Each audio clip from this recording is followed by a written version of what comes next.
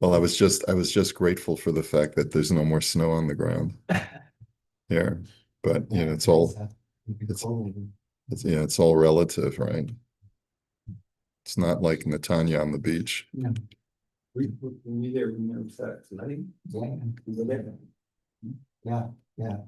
It's so interesting. That's why it was such a talk of the town, because the flood, the rubble is coming. We talked about it for days.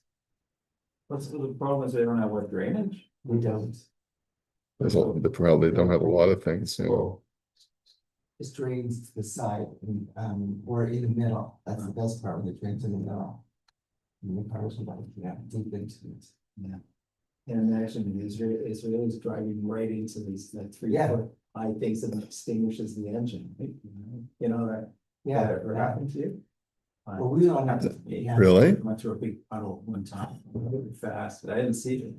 Just out of the hill and it doused the engine. Just like Wow. put it out. Chris started inside. So how long did it take to restart? Did you have to take it in? Yeah, it took 2 days. Yeah, but nothing was broken. Just, got wet. Just electrical. Something. Okay. All right, let's get started. Okay. So transactions. There was an agreement on price, agreement on the transaction. At what point are you considered to be no longer able to back out of the deal?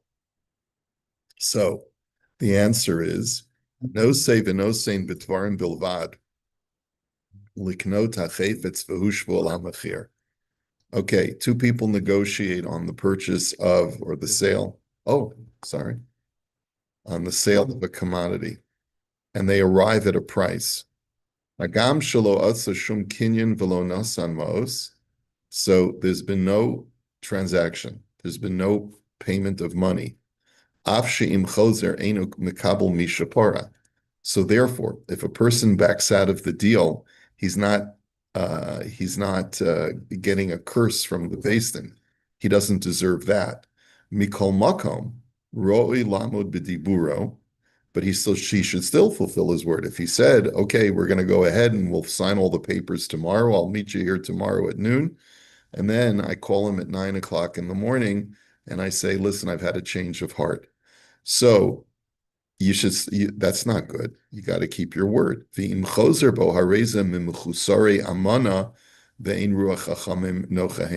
is in the next level of subtlety, of gray, right?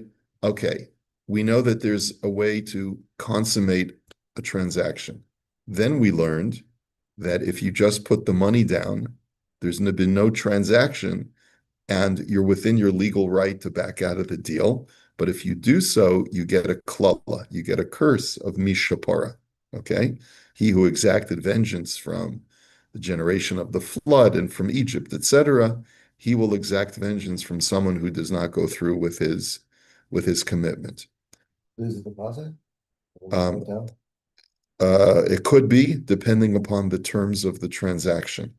But the point being is that he gets this curse and he's not obligated by halacha to follow through with the transaction. But he gets cursed. Then we have the next level. The next level is there's just been a verbal agreement and there's been no money put down whatsoever. So then you don't get a curse, but the chachamim are unhappy with you because you've acted in poor faith. Okay, so this is, by the way, for those of you who've been with us for a number of years, this is what we started with when we learned the Sefer Imre Yaakov. That's really what we first started off with. V'yesh omrim, and some say, shafilu im choser bo mipnei shenishtana hamachir yesh bo mishom mechusari amana. Some opine that even if there was a change of heart based on a substantive issue, let's say the price changed, you're still acting in poor faith. Od yesh omrim, but there are others who say, sheim nishtana hamachir ein bazeh mishum mechusari amana u'moter lachzor bo. But others say that if the terms have changed, Either the price has gone way up, or the price has gone way down, or some other market fluctuation which no longer makes this transaction viable, then anyone who backs out is not a mechusar amana, is not acting in poor faith. Ula halacha, but halachically yesh lahachmir. It is better to always be machmir. Sha'af shechozer bo mipnei shenishtana hamechir yesh bo mishum mechusare amana.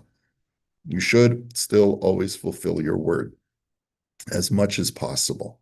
Again, some things can happen overnight, right? In the blink of an eye, things can happen, right? The real estate market just is abysmal right now. And so a person might want to sell his house, and then all of a sudden we come to terms, we come to an agreement, we haven't signed any papers yet, there's been no money put down.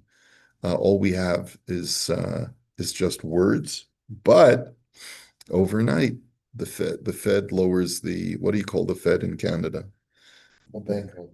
The what? The bank rate. The bank rate, the interest rates drop, and all of a sudden a miracle has happened, and Carney's no longer the prime minister, and some miracle has occurred. And Canada finds its voice again, it finds its feet again. Here's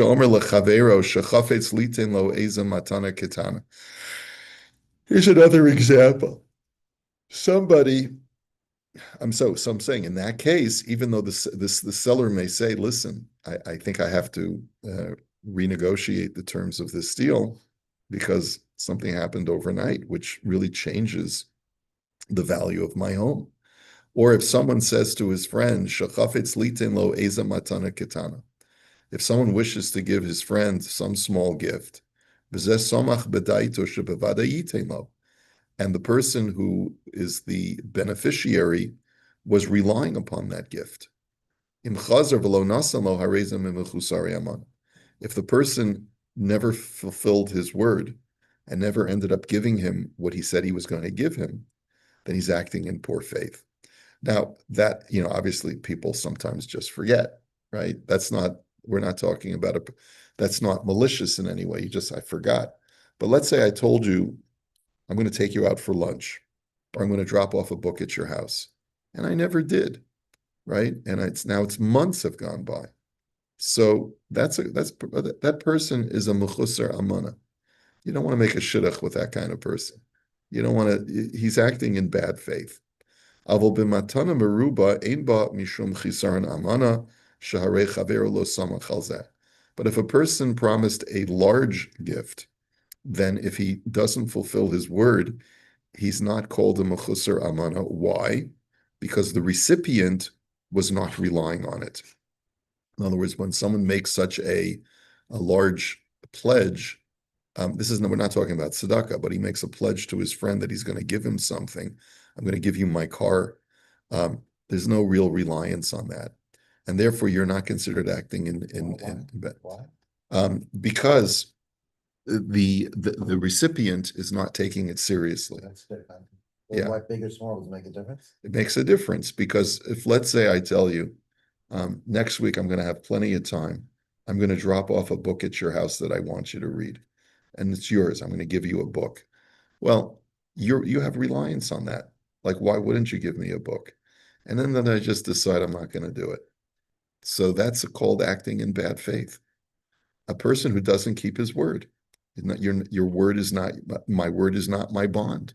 And so if my word is not my You bond, say big matter, does that take you off that responsibility? I don't think so. No. I don't think it does. I don't think it does. ומכל מקום, בשעה שהוא אומר ליתן לו, צריך לומר בדעס גמורה, ולא יהי בדעתו לשנוס, שלא יהי דיבורך אחד בפה ואחד בלב, אלא שיהי הן שלך צדק ולאו שלך צדק. And what's even worse is that if at the time that you said it, you didn't really mean it. There's two sort of criminal acts. One is where you say you're going to do something, and then you just decide, I don't have time for this, or I've decided I don't want to do it. I don't want to give him that thing. Okay. But you've already made the person have hope of receiving it. and then you end up not keeping your word. The second is where when you said you're going to do that thing, you never really meant it. You know, let's do lunch. You know, let's do lunch. You know, the famous three words that have no meaning. Let's do lunch, right? So unfortunately, in many pockets of society, these kinds of phrases have had a corrosive effect because people's word means nothing. For certain people, their word means absolutely nothing. And that is also a crime, right?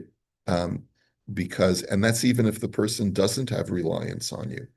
But the fact that you are saying something that is patently false, that you don't mean it sincerely, is a different avera.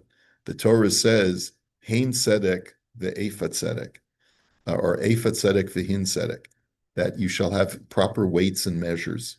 But the Gemara asks, why does the Torah list different types of weights? Why does it, if you already mentioned the efa, why do you have to mention the hin? So the Gemara answers because the word hin in Aramaic could also mean hein, which is yes. Your yes always has to be tzedek, it has to be righteous, and your lav has to be righteous. So if you say something, make sure your word is your bond. And that's a biblical commandment as well. That you shouldn't have one thought in your heart while you're saying something completely different. Right? So there is a principle of honesty. There's, like if someone asks you, do you know where I can get help for this XYZ issue? And you do know where the person can get help for XYZ, but you don't want to tell him because because you feel that the person's going to abuse the system, or you feel that you want to save that resource for yourself. A lot of times women do this, they won't share the name of their cleaning lady because they're worried that someone else is going to steal her. Yeah. Or, because they'll offer her more money or whatever. That's happened to us in the past. So there are times where Mishanim Ibnei Hashalom, that you're allowed to lie for the sake of keeping the peace. But you have to be careful to try to avoid that at all costs. Your yes has to be true and your no has to be true. So.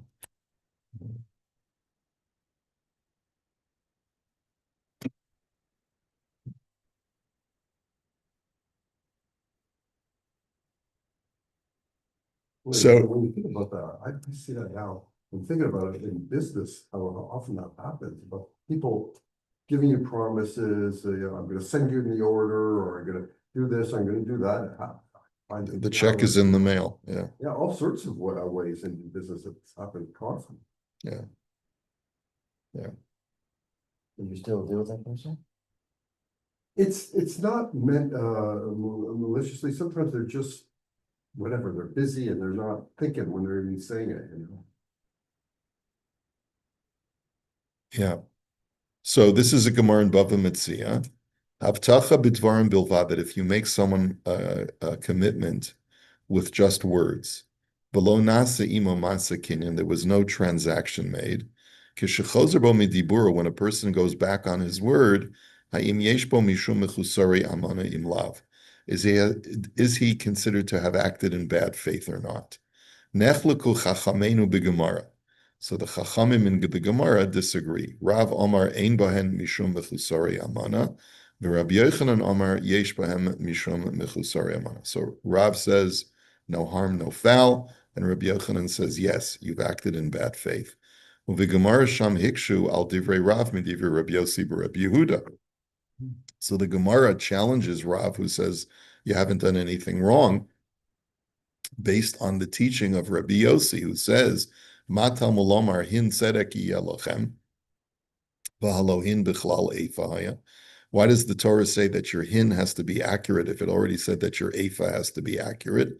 Ve'eifa kfar huskara mikodem b'pasuk. Eifa was already mentioned. Elaboha kasuv lomar lecha bazeh sheyehi hein shelcha tzedek v'lav shelcha tzedek. The Torah is coming to teach you your yes has to be true, your Your no has to be true. Kolomar sheyikayim adam, it's mashem avtiach. Person should always fulfill their word. Mikan mashma shelo kedas Rav, she'omer shemutar la'adam lachzor bo mehavtachasa. And therefore, how can Rav say that a person is within his rights to go back on his word? So meishiv al zeh Abaya hapasaku balalame shelo yidaber adam echad bepev ve'echad belev. That's so the Abaya answers and says that case is different. There, you're at the time when you're saying the words are coming out of your mouth, you're not sincere. Elamashim avtiach va'omer tzarich l'kaim v'lo l'shanos is masha omar.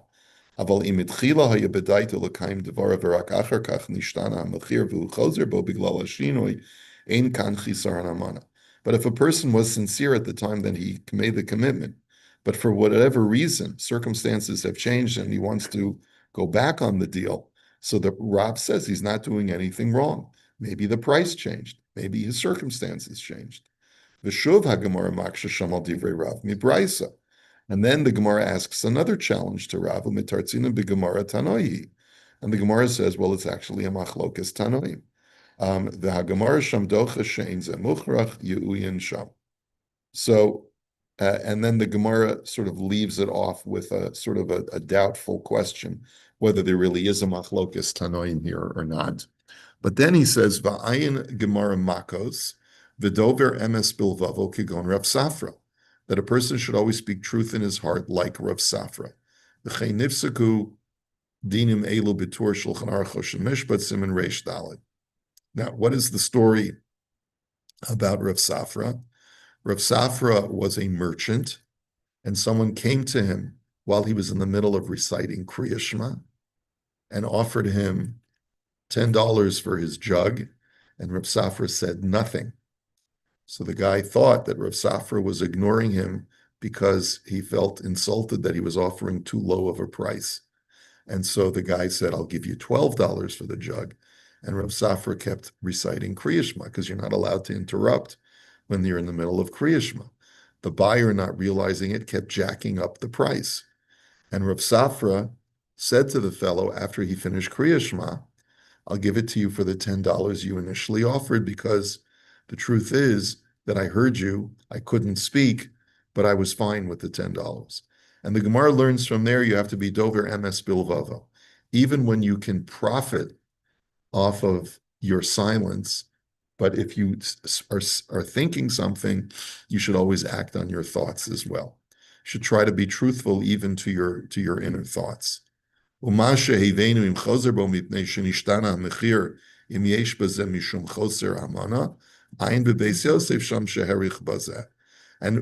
that is that you should keep your word. So, but he says that this is brought down again by the Beis Yosef. And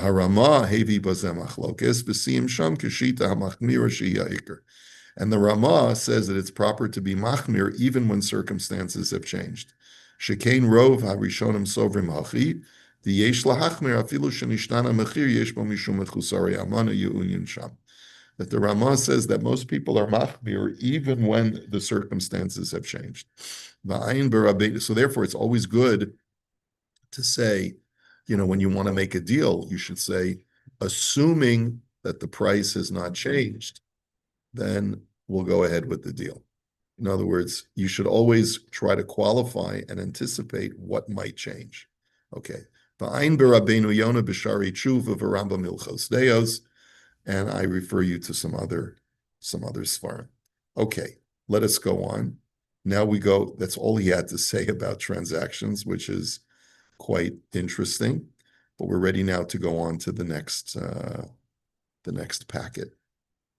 Okay, So we don't have like a cooling period. You got 24 hours to change your mind type of thing. It has to all be stipulated in advance, If it's stipulated in advance, so then you're within your rights. But if nothing has been stipulated and you make a commitment to a guy that you're going to go ahead and buy his car, and then all of a sudden you pop this on him, I really sort of had a change of heart. I spoke about it with my wife, those famous last words. I spoke about it with my wife. The wife is always the excuse, and Well, before you close the deal, let me speak to my wife first, and then I'll come back to it. Yeah, Protect yourself. yeah, but I think half the time when we say, I spoke about it with my wife, it's not really sincere. We're just using her as a foil.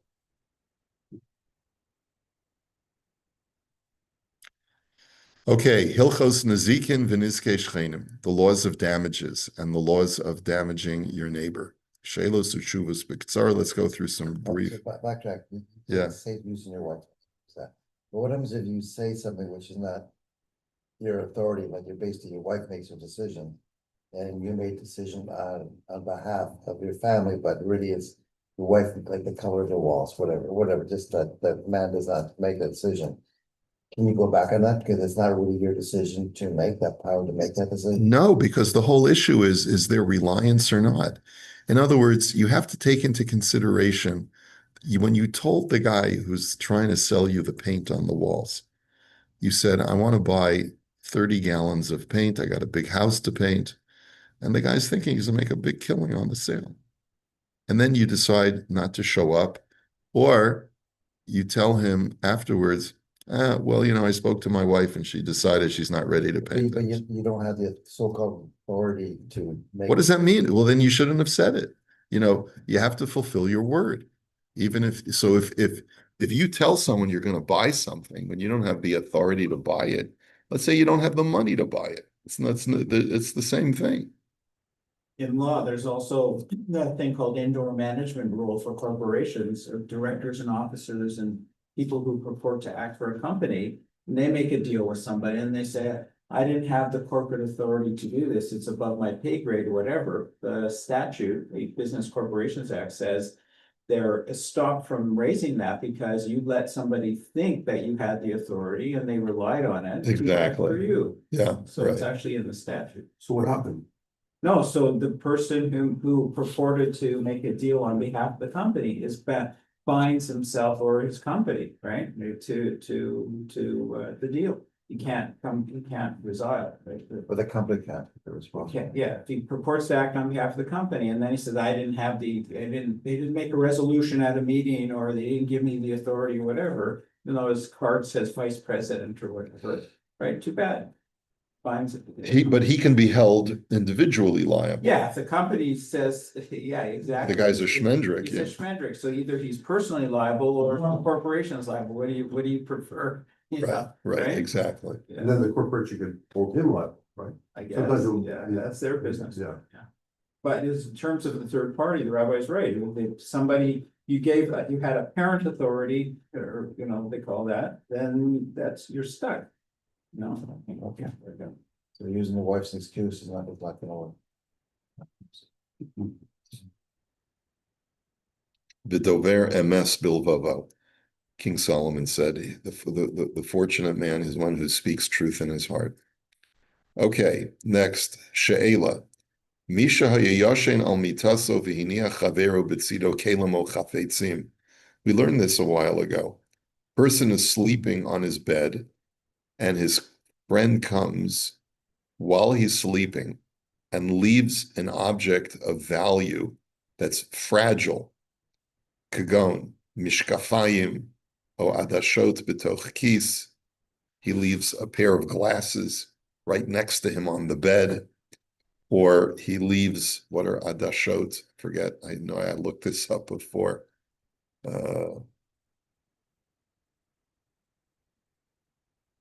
Someone tell me what adashot are. I'm just looking it up real quick.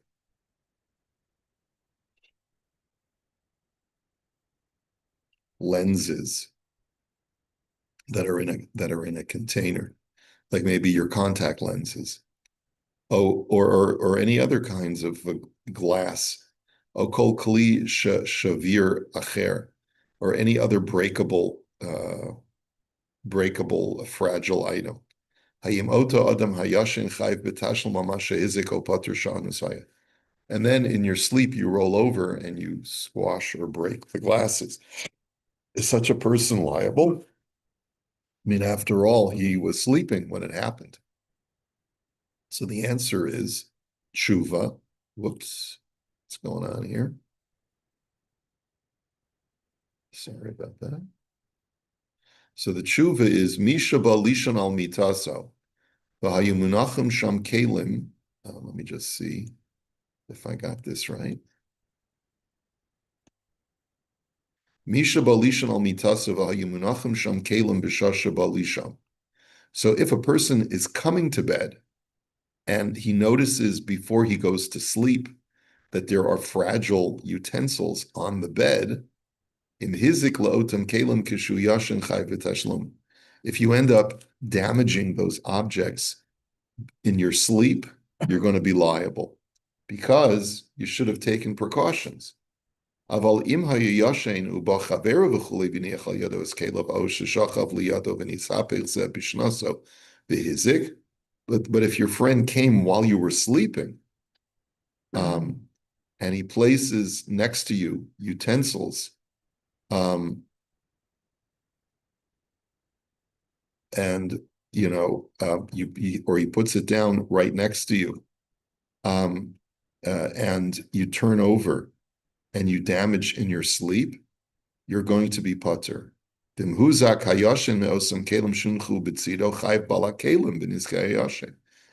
say the person who's sleeping gets injured. There's a bunch of I put a bunch of glass items next to a guy on his bed while he's sleeping. He rolls over, crushes them, and he gets impaled by a shard of glass. That story about the guy who married a young lady from our community and impaled himself on a piece of glass when he went down to step on the glass. This really happened a couple of weeks ago. I had to go to the emergency room. At the chuppah, when he was about to break the glass, he stepped on it wrong, broke the glass. A shard went and impaled the bottom of his foot, and he had to go to the emergency room. Wow. Oh, And So he missed the rest of his who's wedding. liable for his damages?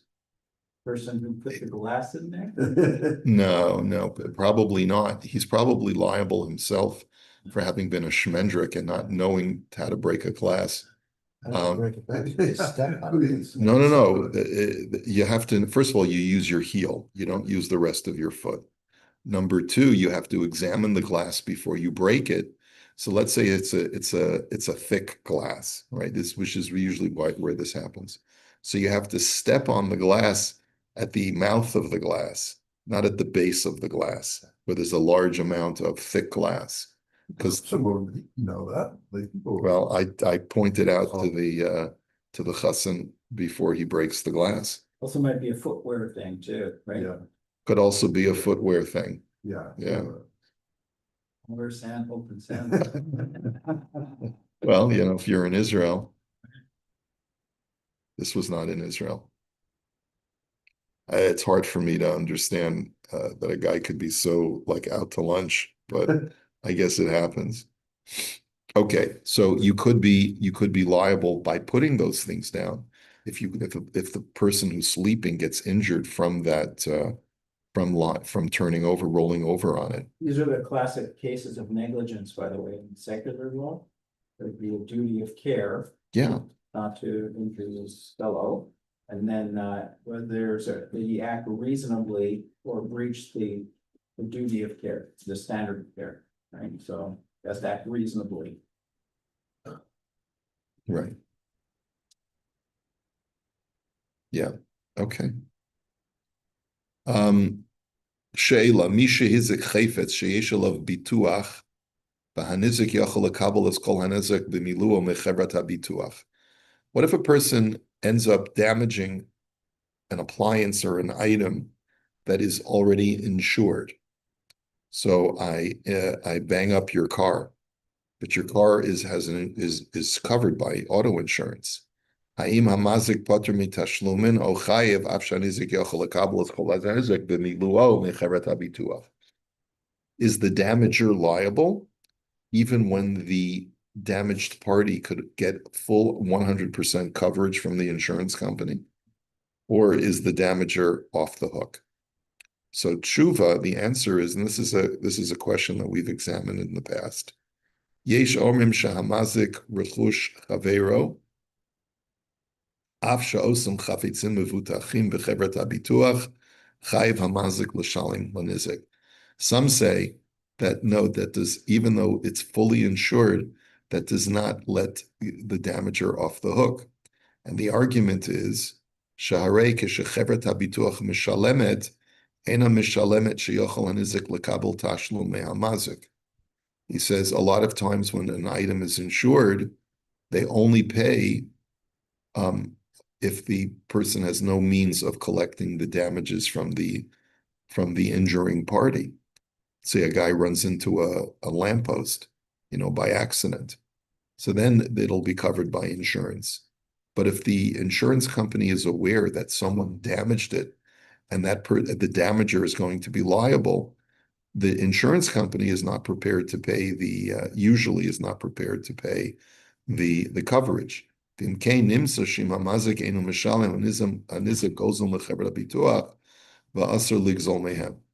therefore, by the owner of the item, let's say his car, by him collecting from the insurance company, is in a sense stealing from the insurance company, and that's usher. So that's not so clear cut. This is just getting our big toe wet. We'll come back to this in Mirz Hashem on Monday, the last day of Hanukkah. Okay, so all right, we'll see you then. Wonderful Shabbos, Shabbat Shalom, Hanukkah. Shabbat Shalom, Hanukkah Sameach.